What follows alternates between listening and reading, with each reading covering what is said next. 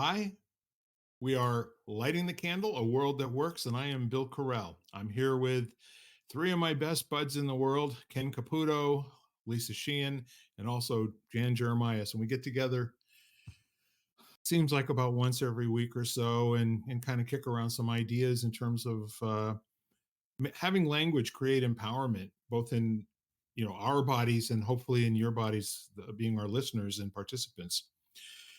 And we were just talking about um, loss and losing loved ones and how there seems to be a lot of that going on right now. And so I'm inspired to talk about different levels of love today.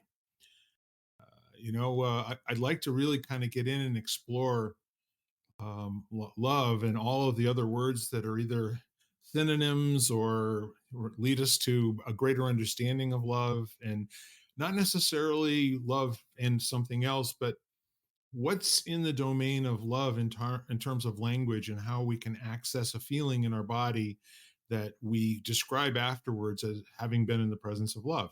And that's the best I can do on short notice. So with that, I'm going to kick it off, and see if there's any thoughts, anyone out there who has anything to say about that, or how it strikes you hearing it,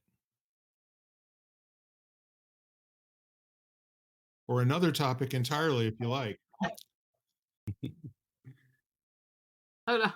Um, well, because we've spoken on love. I don't know what level we've spoken about it before, but and how the English language is so it doesn't it only has one word for love, where other languages have different words for different types of love. So we're like inadequately provided with language to express our love. And then the other aspect of that is that I've also um, admitted that I am not one that can say that word easily, because I hold it in such high regard that I don't pass it off all the time lightly. But it ends up being almost to a troublesome point sometimes, that I cannot say it when I really should. So that's my 2 cents for now. Thank you, Lisa.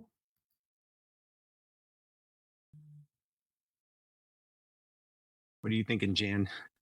Oh gosh. Oh my gosh, Ken, you don't want to know. Um, uh, I probably could share it more easily, and I'm much more apt to tell people I love them. Even if just to me, it's this endearing word.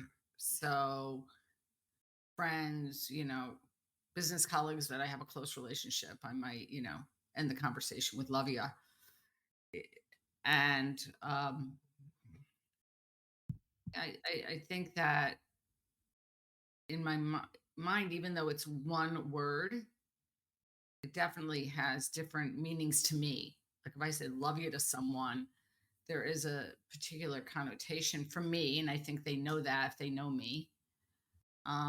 Whereas someone that I might hold, might have a stronger or long lasting or lifelong relationship with, gets the meaning, and it's different because the people that are in the conversation are actually different people. I like that, and I think that it's an extremely context sensitive word. And the one of the distinctions, in terms of how love is defined, is an intense feeling of deep affection or fondness, tenderness, warmth, intimacy, attachment, and having and feeling a deep affection for someone.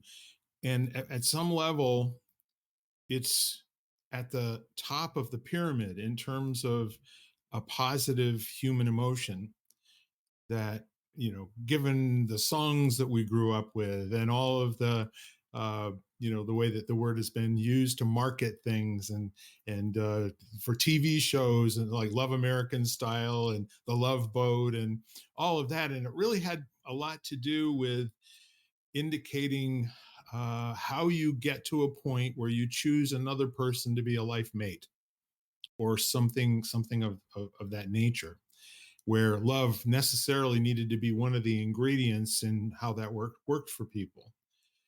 but I look at it also in terms of, you can say I love you to 40 or 50 different people in the course of a week, and it's true, and it describes what's actually going on, and it has a completely different resonance in the body each time you say it. It's not always plucking the same string. Now, Bill, you just described it as an emotion. Is that Yeah, that you there's some feeling it? kind of, yeah, a felt shift in the body when there's actually love present and you're saying it, I think. As opposed to people who just say it and they just kind of mean it like, you're kind of cool. You know that, like, I love it when you do that sort of thing. Mhm. But I like what Jan had to say, that it describes something special between two human beings and doesn't always mean the same thing. And I'll just go further because it doesn't have to be a human being. It could be, for me, it's, love between me and Tonka, or it could be being an experience outside and having that feeling and your love of nature, which might pluck those same emotional strings depending on how connected you feel to the earth and, your surroundings. Yeah, an interesting question that might lead into that. What are the sort of things that give you goosebumps? And it's not necessarily going to be people as much as it could be sounds, or it could be music, or a particular kind of art, or maybe a picture of a sunset or sunrise, or the smell of peach blossoms or orange blossoms, in early spring, on a 75-degree day that just kind of wafts across or jasmine or something of that nature. And in many cases, I would say it's not something you vote on. It resonates with something, and it actually affirms, as well as confirms, that there's something very enjoyable about it for Like, me. I was thinking um, goosebumps because it's also can be like hearing good news. And I think I shared with you all when my cousin who was a heart transplant recipient um, had twins recently. So when his mother told me, that they were here and they were good, but they're just hearing her say it gave me goosebumps. So I mean that's definitely a level of kind of different kind of love, or another um, definition behind the word love kind of thing. And so I think that gives me goosebumps. It's just another level of it.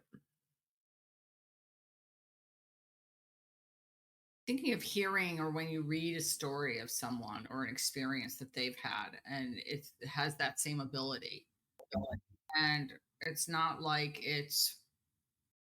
them, like let's say Lisa's story that she was sharing and feeling that emotion, and you don't know Lisa. I mean, I don't know Lisa's family, but still feeling that very strong emotion, and maybe it's not. I don't know. I don't know if it differs dynamically from someone that, depending on how you feel and the depth of your feelings, whether it would be different for your family, your own personal family, versus hearing it from someone you know or possibly don't even know. And it It also sounds might be something that triggers your own experience of something that Lisa is talking about that's similar. Hmm. And you might not even be able to put your finger on what it was, but there's something there that just immediately connects and communicates, I think. that's human connection. We were my friend, well, a few friends of mine and I were separately talking about how you know you were going to be friends with somebody, kind of thing. Like, what aspect of them got to you to such a level that you immediately liked them, and you knew they were going to be in your circle somehow. And it's hard to pinpoint that level of likeness that turns to friend love, that kind of thing. So I think it's hard to describe all the levels of love and every aspect that there could be. Like Jan said, it's not just human. It could be anything. I've fallen in love with a helium balloon for God's sakes, and I couldn't let it go. It's like the Now, some would silliest say that thing. might have been attachment, but I get it. And it's all well and good until the string leaves your fingers and you watch it drift away. A great But metaphor it was for failing, other so I loves had to too. put it up on a chair. Yeah. It's kind of interesting, what people that talk about, higher power and God and supreme being and all that sort of thing use words like agape and the whole notion of absolute and absolutely uh, constrained, unconditional, a lot of whole lot of uns about, you couldn't, at some point cause somebody to unlove you no matter what you do on the face of the planet. And that strikes me as kind of like being a really great safety net and a blanket for people who aren't feeling really good about themselves in a particular moment, to know that there's someone, something, or a supreme being out there that basically says you were put on the earth to be human, which basically means if you don't fail, then you probably should be sitting next to me already, that sort of thing. But if you do fail, don't worry about it. You're going to be a worse critic of yourself than I'll ever be, and I'll always love you for it. I think parents can understand that sort of thinking when they're in that moment where they're not quite sure if they do love their children anymore for a half second. I think I'm ready to take a stab at this. Give Just it a kind of, shot.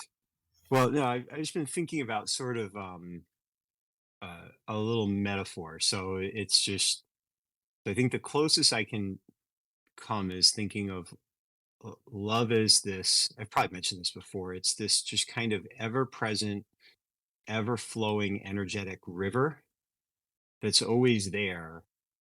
And our degree of awareness to it is based on the connections that we're experiencing. So, you can have a connection to the balloon and you just dipped your toes in the river of love. Like it was always there. It was just the connection that kind of determined that. And that sometimes we're drowning in the deep end, sometimes we're getting pummeled by the rapids, sometimes we're just sitting on the bank and we can smell it. It's always there. It's just where we are in relationship to it. And that relationship to it is dictated by the level or strength of the connection we're experiencing. Because I agree with Jan. I mean, I remember my golden would look at me, and if that wasn't love, I don't know what is. And she didn't have to have any highly attuned sense of consciousness. She was connected to me, and I was connected to her, and we were swimming in the river, you know? And that's it. But the river was there, and I could have just as easily had the same dog and not and maintained distance and had some kind of buffer, or not seen her as the beautiful companion that she was to me, and just not have been as close to the river. But the river was always there. It's always present, you know? That's all I got. Well, it sounds like we're in violent agreement that it has a lot more to do with an experience that you're going through than what else is around you. And there's a presence to some sort of an energy that just more or less gives you a feeling of being alive, and present in this moment. I mean, it seems like at the exclusion of everything else, because mostly when you notice the river of love, you're not really noticing other things. And at the same time, when you're not noticing the ever present river of love, it's because you're full of other things. Or maybe I'm full of it. I don't know. Well, I just wonder, like, if you're feeling isolated and disconnected, that you've moved away from that river. But the river is always there. It's like in an instant you can find love for someone that you hate. In an instant by simply shifting the connection that's occurring between you. You get some new piece of information that resonates with you, and all of a sudden, the love that was always there just shows up. You become aware of it. It's like some weird background noise that you've just been in the environment long enough that you don't notice it. And then someone walks into the room and says, "What is that noise?" And then you hear it. The noise was always there. It was just your relationship to it that was different. So I don't know. That's why I don't I always liked that, because it just feels like saying that love was lost, or something's incapable of love. It's like it's just always there. It's just how we're noticing it, and how open we are to it being present, in our experience. As you're saying that, Ken, I'm thinking it's awareness of love being there. And Yeah. it's an awareness, and that when you have, let's say, when you have a being which has never been exposed to love for whatever reason, whether that be abuse or lack of or withdrawal, it's not, it's there if you show them it's there. If Mhm. you bring it into their awareness, and that by your presence, and that might be just enough for an animal. It's not necessarily, especially with an animal that's been abused, contact sometimes is not going to happen. Like, they're Mhm. not going to let you close, but it's just being and sharing the space with them, and them realizing that you're not a threat, and then breaking down that barrier of like, oh, okay, well, I don't have to be afraid. I can be in the presence of something else or someone else. It's funny you're saying this, and I keep hearing the word connection over and over again. It's just kind of interesting. It's like, so they something is disconnected from love, and you can't make them feel love, but you can move them towards a connection. You can help foster a connection, and then that opens up the circuit, and the more that circuit opens up, the more they get to swim in that river.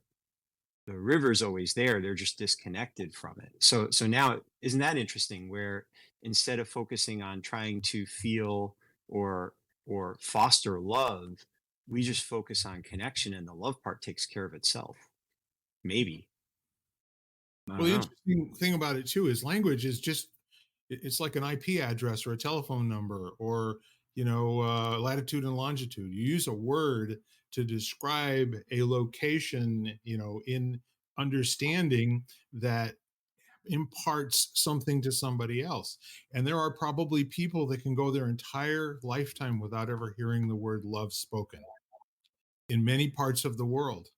And yet they have these feelings from time to time that there's no description for, Hmm. which I think is marvelous. And Jan, when you were talking about the animal in distress that is not capable of accepting whatever it is that you're giving that's good, that's so true for so many human beings. Mm-hmm. There's these days, and with so many people that are medicated and have addiction issues, and all sorts of different things that drove them away from the point of where they were willing to feel anymore.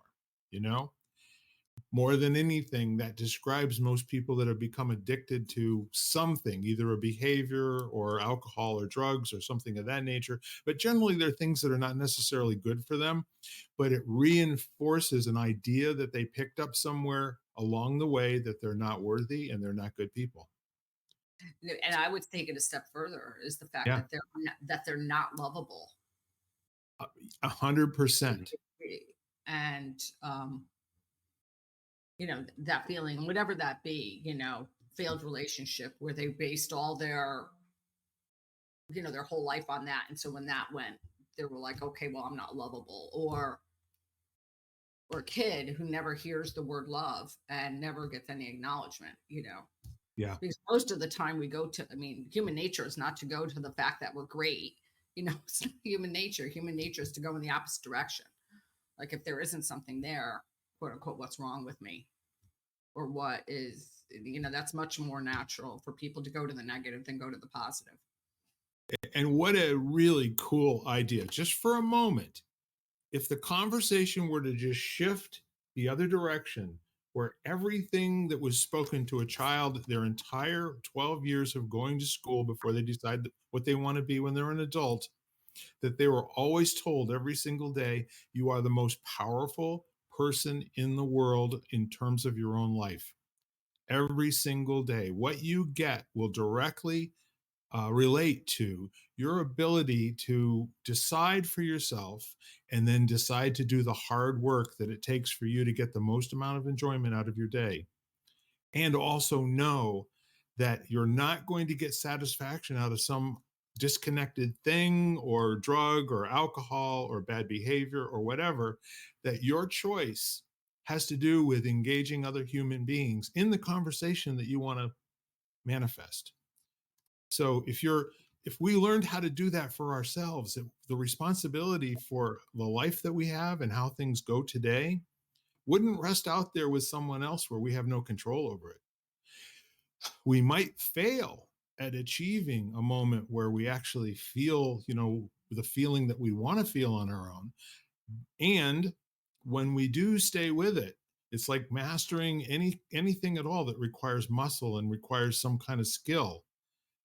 Being the master of your own life and being encouraged by all the people around you that don't stop. You're on the right track. Just keep going.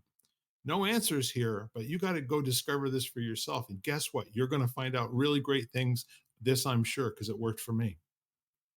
And what you find is going to be different than what I did. And at the same time, it's a game worth playing. Whether or not it comes from love or it just comes from a commitment to see somebody be successful. What are the conversations we typically hear, though? What is the culture and the community telling us in terms of some people not having the ability to have any control over their own destiny? And what does that have to do with anything associated with love?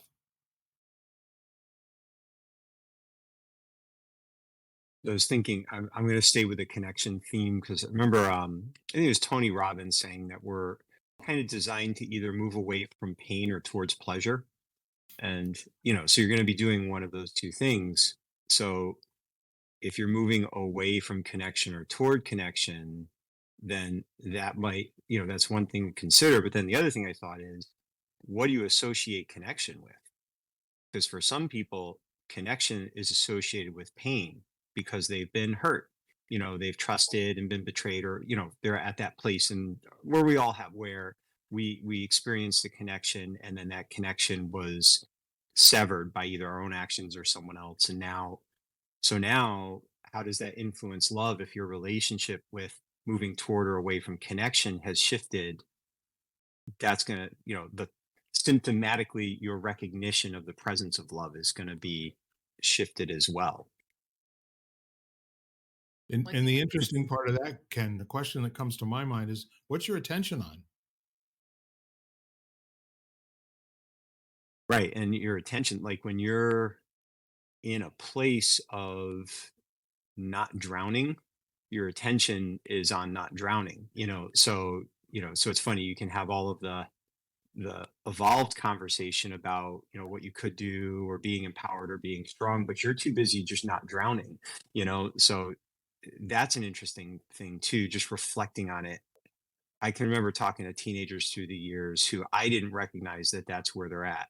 So I'm talking about positive mental attitude and all the health, self-help stuff, instead of just saying, what do you need to not drown right now, and not judge that or try to motivate them, or anything else. Just listen and see if I'm capable even of helping them not drown without them taking me down with them, which it's an interesting thing, when you think about that way. I just thinking about working, especially with kids, how often we forget that, the world that we're seeing and the experiences we have, they're unique to us and they may not be relevant to the space that they're occupying in that moment. And maybe that's where it gets so confusing. I just had a conversation with a guy now. He's trying a new diet, and he's sending me all these YouTube channels from the guy who's talking about why this is the diet.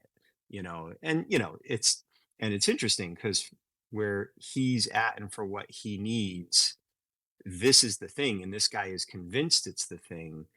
But from my perspective, I'm like, yeah, I would be miserable if I did what this guy is saying to do. I like wouldn't even want to try it, and my friend was like, well, why wouldn't you even want to try it? And I'm like, because I'm not in a place where that would make sense. I've had experiences that have told me this is not something that I would want to invite in my life. And so then we worked together to find a place where we could be connected because we love each other. And that was the byproduct of finding that connection and agreeing to kind of disagree. So that was very circuitous, but love is circuitous, I guess. So Well, I love it, and I think the tangent to connection almost always leads you into more or less a memory of your own personal experience. But while you Mhm. were speaking, I'm hearing both Maslow's hierarchy of needs and also, Carl Jung and Freud. Basically what they say when you strip away all the culture and all the training and the refinement, what you have is you have a world full of animals that are either fighting or running away, you know, the fight or flight mentality at the bottom. And when somebody is in that survival mode or has been abused for all of their adult life or all of their childhood, it could be an animal or it could be a human being, or it could be a whole bunch of both. And when it finally comes down to is that in order for something powerful to happen, um, there has to be an adult in the room. There has to be somebody who kind of steps up and basically says, I get it. This isn't working for anyone, but what's the next thing that we can do that that you can pull off and you can make happen? And that's where you start to get that connection, where there's a hand that comes out and you might get bit. You, you might pull back a hand with teeth marks in it or something of that nature. But I'm saying that there has to be an opportunity for the notion of connection to be present, for to even begin that journey to where would love be experienced in many human beings lives, and especially so in the addiction circles. Well, as I was listening to Ken and he was talking about, being able to realize, let's say, that he could never do it, that this was, looking at just being able to be in a space with someone and kind of say, okay, well, this is not for me, but this is what they want. And being in that situation now and being able to sort of separate yourself enough to realize that this is not your life and not your experience. Like they're going through this, but be able to see, and as much as you have the capability of, to be able to truly understand what they're going through. And I think that that's where that connection becomes apparent, because you have that ability to sit there and say, yeah, I could make that decision, but it's not my life. It's not my experience. I mean, I'm going through that with my mom right now, with the different situations that we are. I know what I want, but it's also, I mean, she's a thinking person and a feeling person. And I can't, she has to decide what she wants. And I'll try to be here for her for that. Yes, might it not be what I want? Absolutely. But I have to be willing to go there and say, okay, well, it's not necessarily what I want, but it's right for her. It was interesting too, as you're saying that in this circumstance, he values my opinion. So my resistance to it concerned him. So now, I had to make sure that I was being clear on my personal preferences while at the same time acknowledging that this could be of value for him, Mhm. and then just exploring, like, we were looking for the commonalities, and then just it became an experiment, and it became something where our main interest was in supporting each other through our experiences. Not But it would have been really easy for us to have a disconnect there, where I'm saying, well, I won't do it, and he's like, well, I'm doing it. And and then you're like, so now there's no opportunity for love to express there. In that circumstance, we can still feel love for each other based on the relationship, but you'd end up with a disconnect. So it's really interesting. I wonder how often that happens, just inadvertently, all Right. the time. just Well, I think not even by meaning to, Yeah. I think because people don't necessarily want conflict, and so Sure. all of a sudden they come up against someone with a differing opinion or a different thought process, and it's almost like, well, I'm going to take the easy path here, and it's almost easier to say, okay, well, you do what you want and I'll do what you want, and we'll separate ourselves in this circumstance, depending on your personality and whether you like that. But some people don't want to have that conversation at all. Well, and many people are in a different conversation entirely. You say, I Yeah. can't see myself doing that, which he's Right. basically saying, he's hearing, I hate you and you're bad and wrong for not That's right. doing the Exactly. things you like Yeah. what I Yeah. do. Yep. Okay. So he's hearing different words than you're saying. He's not Right. hearing, there is no connection. It's a Right. language connection where the words are fighting with each other, but the human beings aren't, really taking advantage of the fact that you're in the same room and have this great opportunity to support each other and raise each other up. No, it's funny with managers every once in a while, working with different managers, and they'd be like, it's just common sense, something that one of their team wasn't doing. And I'd always finish that with two more words: for you. Mhm. Common sense for you. And then always come back, well, how can it not be common sense for them? And I was like, I don't know. That's a good question. And then all of a sudden it shifts to, now it becomes exploratory. Why isn't that common sense for them? I mean, it's funny. I mean, we had a girl who'd never used a vacuum cleaner. She was in her 20s. And, and you'd get people, how could she never have used a vacuum cleaner? It's like maybe her mom liked to vacuum. Maybe there was never a reason for her to They had use one. I hardwood mean, floors and they used a broom. yeah, like when I got my first apartment, I had never run a dishwasher. We wash dishes, we didn't use a dishwasher, so I put dish detergent in the dishwasher. Ooh, And you guys know what happens then, right? There's soap bubbles everywhere. So I call my mom and she starts cracking up laughing. And she's like, yeah, how would you have known? There's special detergent for and it was, and it's you don't know. You, Well, what I keep kind of getting a glimpse of while we're talking here is, what does love look like to somebody who's never known love? And I guess that's really, where the conversation for possibility keeps pointing back to me, because the four of us are in the top 1% of the 1% in the world in terms of our ability to have gone through experiences, educated ourselves, been educated by other people, have the kinds of failures where it didn't cost us our life, make friends at a high level, and have many people who we can exchange conversations with and be fed in those conversations, such to the point where we are not defending our egos when we're having conversations with each other, as much as we're learning more about ourselves and each other by the new language that we come up with every single week. And most of the rest of the world is they're at a subsistence level. They're like coming across, a million people a quarter into the United States, and when they get here, they have the strategies of people who are survivors. They have the strategies of people who will say what they have to say and do what they have to do to get their next meal, to get a roof over their head. And then once those things have been satisfied, they go back to the behaviors that didn't work for them wherever they came from, that they were trying to get away from.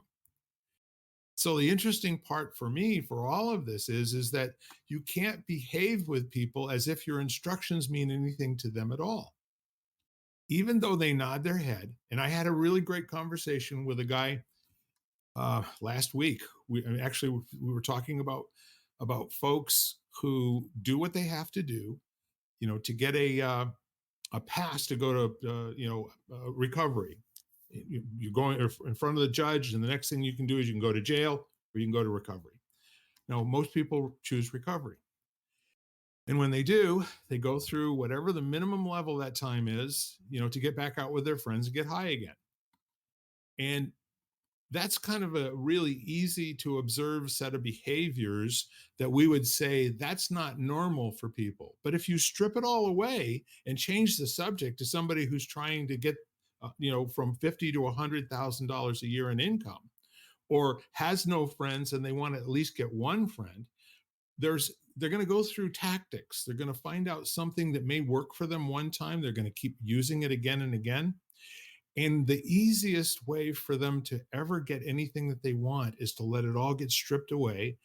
And first of all, learn how to be happy and comfortable with who they are authentically without need of applying anything to it at all. And people don't do that in a vacuum, in my experience.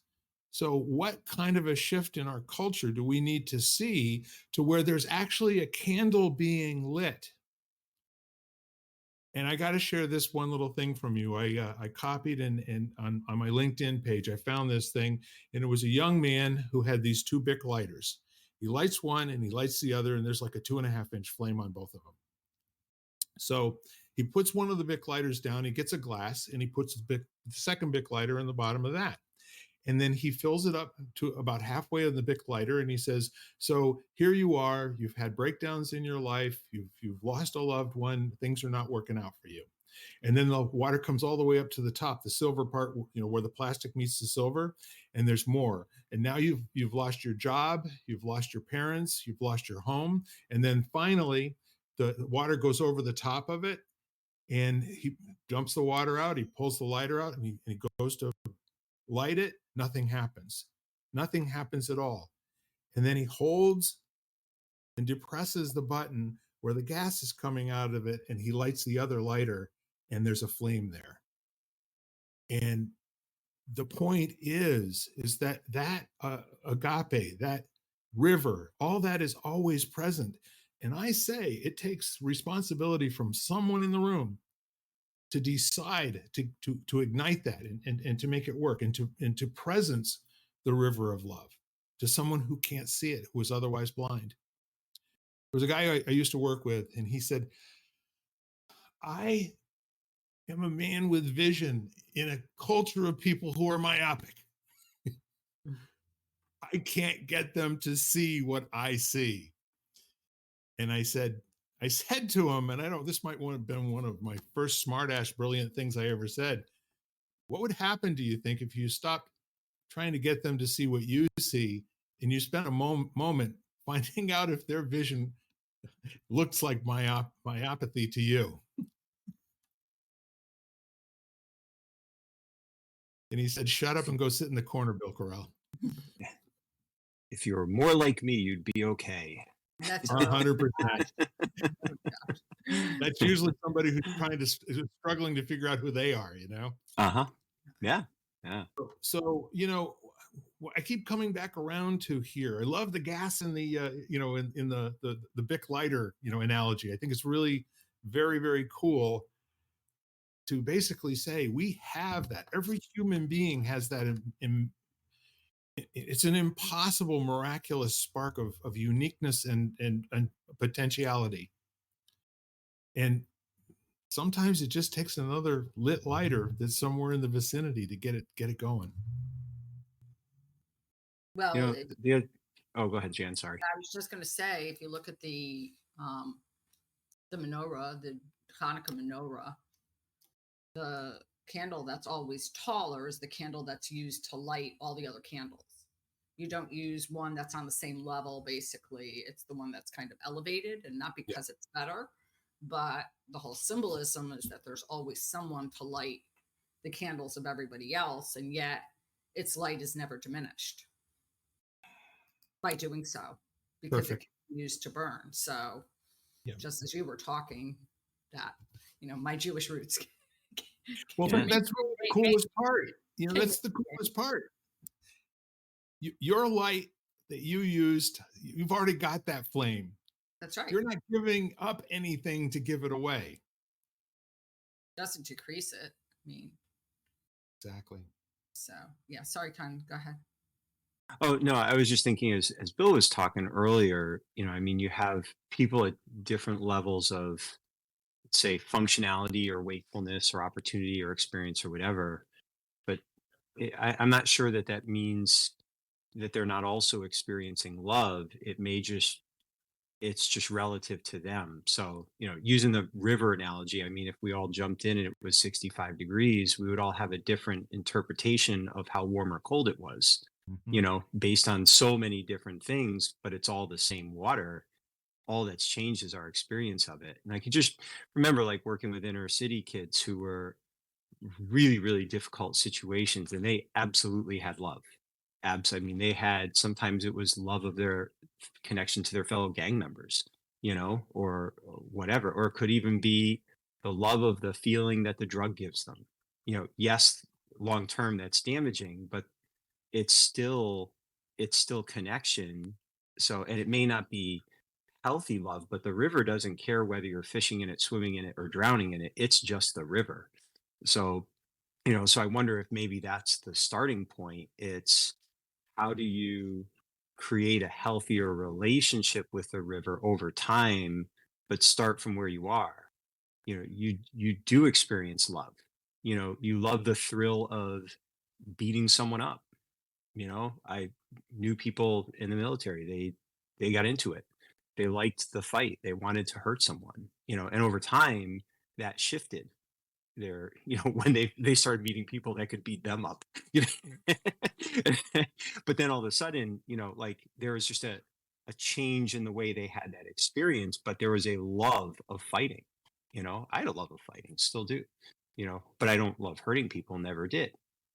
It's, so I don't know. So I think it's, again, now you're back to that, there's just not enough words or language. It's a very, you know tangled thing that you can't understand unless you've lived someone else's experiences and have their perspective, I guess. Yeah, because I Right. was thinking, what if the river's muddy? You don't even Yeah. you're not sure what that love is supposed to look like. Yeah. And what if the river isn't the river? It's who you are inside and your ability to already love yourself. And that's You what I can't was love anyone else Yeah. without having the ultimate confidence that no matter what happens, you're not going to fail.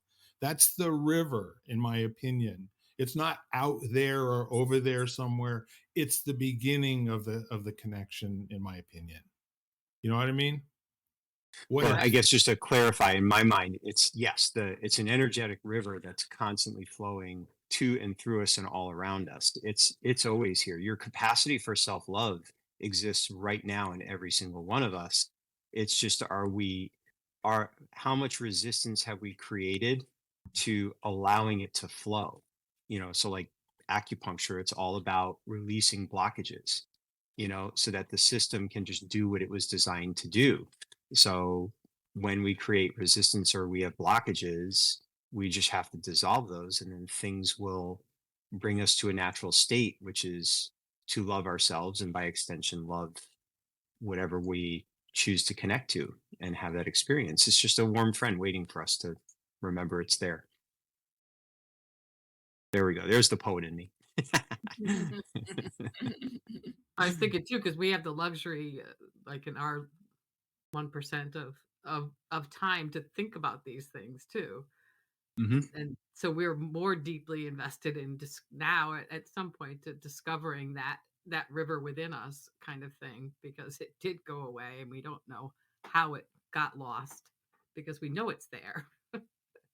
And now we get the time to look at it and to maybe not even realize that other people don't even have that access to the river. Or self-love is a hard thing to for many people to do it, and only because we've been taking so much time to cover over that river and not be able to Y- see it.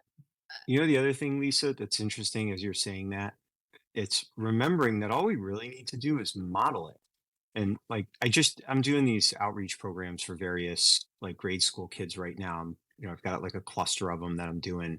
And the last one is just sharing and just teaching. And there was one fourth grader who came up afterwards and hugged me. And it was just, for whatever reason, just what I shared connected them. And they wanted a connection to me. I had no idea who they were. They just pat them on the back and they go on their way. And it was just me putting all of my work into something I could model that maybe would resonate with someone else without them having done the work. But they could touch it, they could see it, they could feel it within themselves, even if it's briefly. Now, what's that kid going to do moving forwards? Maybe that becomes the catalyst for them to seek out, you know, their own path.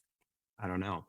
So, I think so when you yeah, so we have value just by being who we are, you Yeah, know? and I think just as you're talking, Ken, about what you do, um, when I teach a class, I'm allowing each person to experience that for themselves. I mean, we create the Hmm. space. I create the space, possibly the safety, the space, but they're moving within themselves, so they get to physically embody that, which I think is the beauty of something so like physical like that, because I think that there's one thing to experience it and feel it, but to actually embody it. So when you move it, I think it's a sensory memory or a sensory experience that is much more profound and dynamic. So they truly get to Yeah. embody that self love and hopefully self acceptance. I mean, because it's an amazing experience to watch people have that. And you did And it for maybe that's the doorway. Yeah, like, Bill's guy was kind of a doer. It's like if you do what I'm doing, you'll you'll find your way instead of a beer, fear, right? which is I'm just here, I'm just present. And if you resonate with that, well, find your presence, and I can be your guide a little bit, maybe give you some ideas, but it may not work for you the same way it works for me, and that's okay, you know? I remember one Yeah. of the most profound experiences. I remember when I first started practicing, and then I was doing I think I was probably somewhere in my teacher training, and we were talking about, a self practice. So doing your own practice every day, and thinking to myself, like, what do you do? Like, you know, didn't have a tape in front of me. I didn't have a teacher standing in front of me. And they were just like, get on your mat and put on some music and just move and let your body guide you, Yeah. and take from that, like, the information is there. Like what you need is actually there, and what you're wanting is there. You just have to be willing to trust. And that trust is within yourself, like to trust you. And it's okay to find some guides that can maybe help you Oh, find yeah. some shortcuts too. It's like, all right, that's great the way you're moving, but let's not throw out your back. Try this, Right, exactly, So- exactly, exactly, exactly. Could you not bend your knee that way? Because I really yeah. don't want you to blow these new ligaments at the moment. Like, yeah, absolutely. And I'm not saying it's a substitution, but it was a great way to explore and to begin to learn about myself and my own physicality, my Yeah. Yeah. body, and this experience of like, okay, well, that's good, but that's not good. No matter what anybody tells me, that does not feel right. Right. Unless I And what a learn. cool way to create space. And then you start finding out, and you're there to help support them as they figure out what works for them, what doesn't.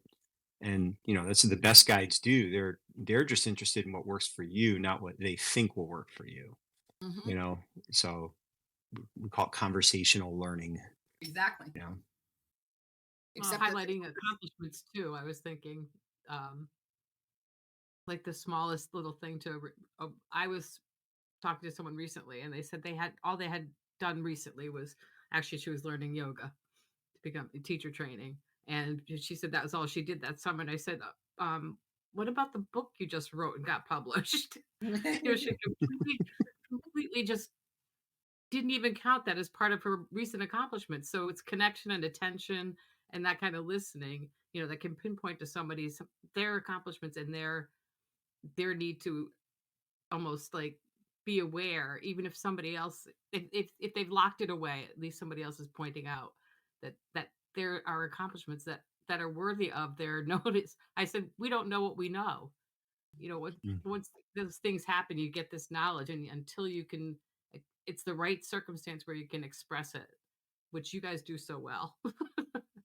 And there's always circumstances in these conversations where you can express it, but to point out to somebody because of them and because you have some value in your relationship, you can point it out and make them more aware of their own shining glories and accomplishments.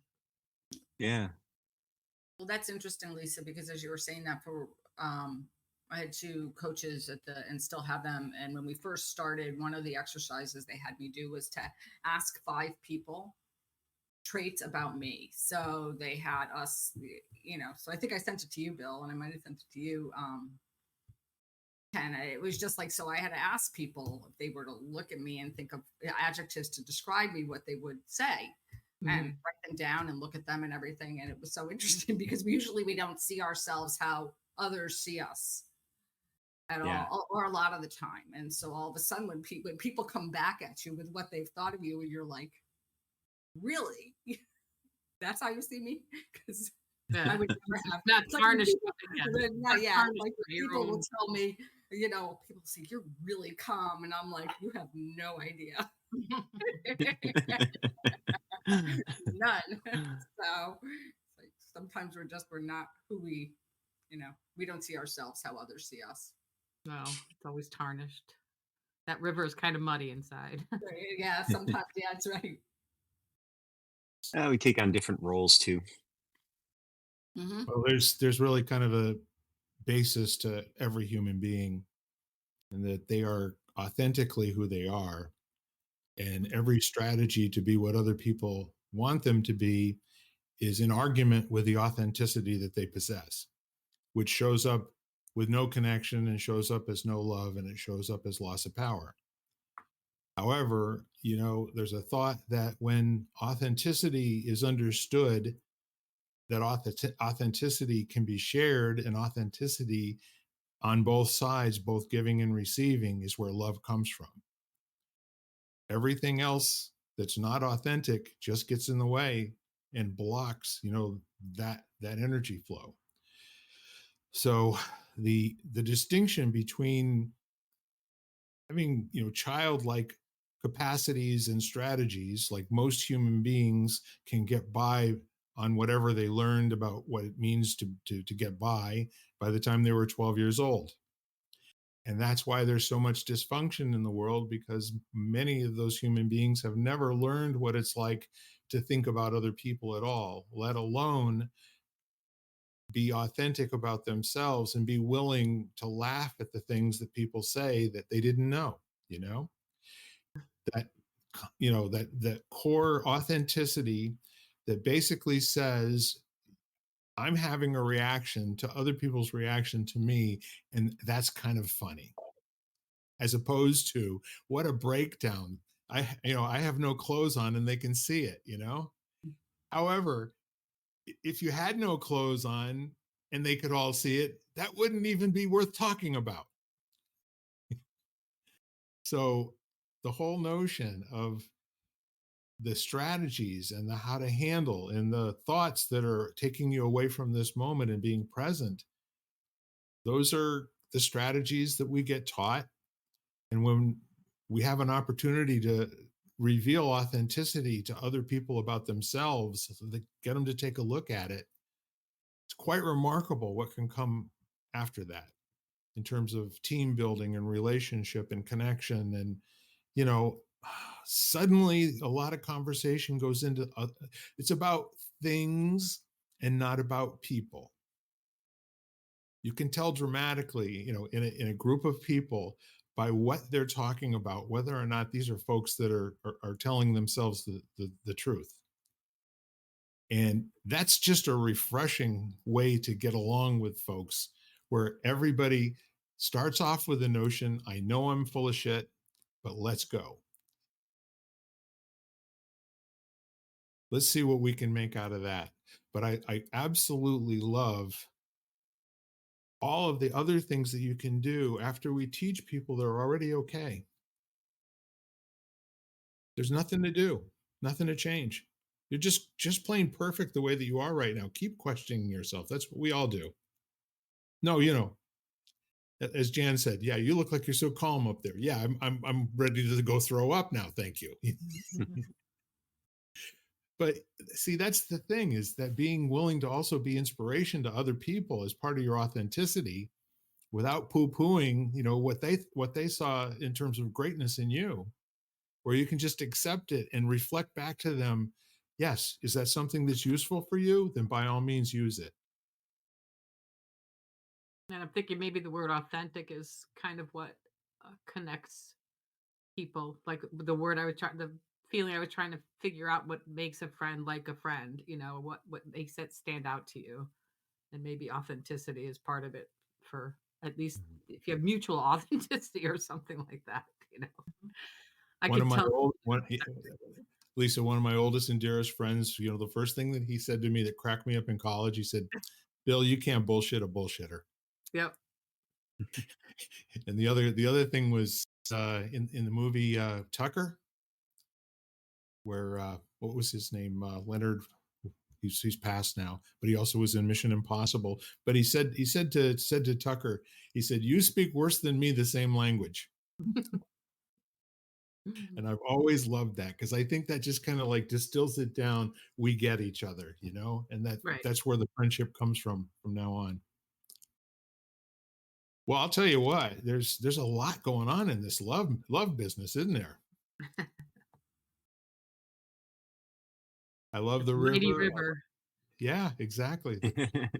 The connection. There was another metaphor. It was in somebody's sales training class. He was talking about relationship being all there is, and that this Romanian grandmother was talking about how people get together, and she said, when you do something with somebody else and you do it for them without them asking you to do it, then you create this thread. And then when you do it again, it's another thread. And then you get it back from them, there's another thread. And then after a certain amount of time, there's so much thread that there's actually a rope there. And then there's a cable. And that cable you can't cut with nothing. There's nothing in life that will cut that cable. And that's the way you want to behave with people, that you've got that strength in relationship and it's as strong as a cable that they use to hold up a bridge. One thread at a time. Deposits in the trust account.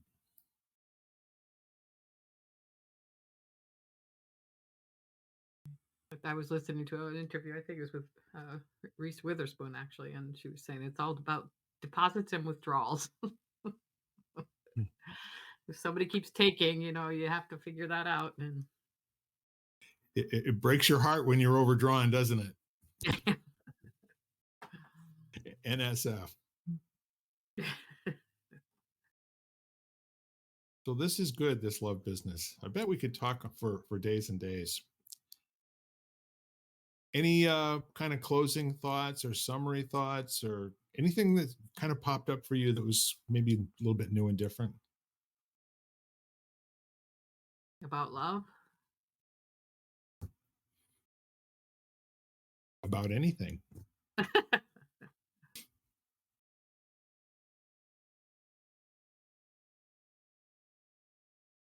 I think because one of the things, the class I'm taking is it's 10 weeks and it's all on happiness this 10-week period. The first one is wisdom, this one is happiness, and after that is 10 weeks of love. So I can't wait to get there. But in just regarding happiness, we're all, and not to accept or reject anything that they say, but for the group to agree that happiness was innate, and that ultimately we boiled it down to the fact that you have to be in the present moment in order to really feel anything Mm-hmm. in from happiness or to love, which I think they kind of like go in direct connection with each other. So there's another connection. But the teacher was talking about his love of chocolate cake, and I said, but you could have chocolate cake your whole life, but all of a sudden, if you're paying attention to it in that present moment, now it brings you to a level of happiness. So you just have to learn to appreciate those things that bring you to that space, and appreciate the people that help get you there. It's marvelous. The twin sister to love, happiness. And I think of it as a choice, just like any choice. It's like you can choose to feel it or choose to be in the experience it, or you can choose not. There's that responsibility thing again. Yeah, not even yeah, I guess so. I guess I don't know if I would have looked at it as responsibility, but there, or maybe just awareness. But it is a choice. It's like those people who constantly complain and constantly find the negative. It's like, and then just realizing, okay, well, you can make a choice. And I'm not saying because life isn't challenging for them, because maybe it is, but there are those people where life really, it's a conscious choice. The consciousness, I guess, is what I'm Well, trying to say.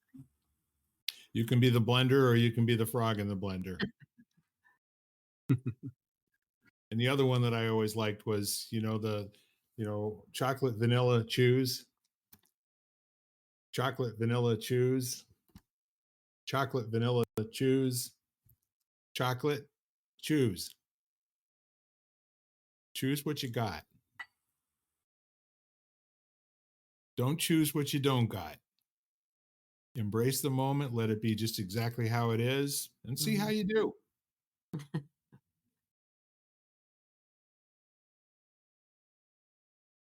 Ken, any last words? Yeah, I just always, with these kind of topics, it's like the deeper you go, the more you realize you don't know.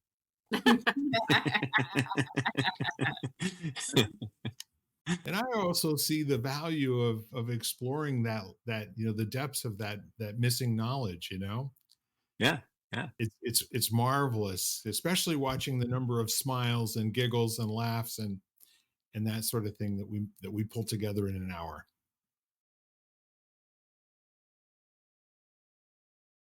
Well, I guess with all of that said, kind of don't want to go today, but I guess we will. I'm going to choose wrapping this up and bringing it to an end and reminding you that we are lighting the candle, and the world does work. And it especially works if you call somebody and let them know that the world is a better place because they're here. With that said, bye for now, y'all. Have a good week. Bye-bye. Bye-bye. You've been listening to Lighting the Candle, a world that works, part of the Exvadio Podcast Network. You can catch us each week as well as the rest of the network at exvadio.com/podcasts, as well as the Apple Podcasts app, Google Podcasts, Spotify, iHeartRadio, Stitcher, Audible, Amazon Music, and wherever you find podcasts.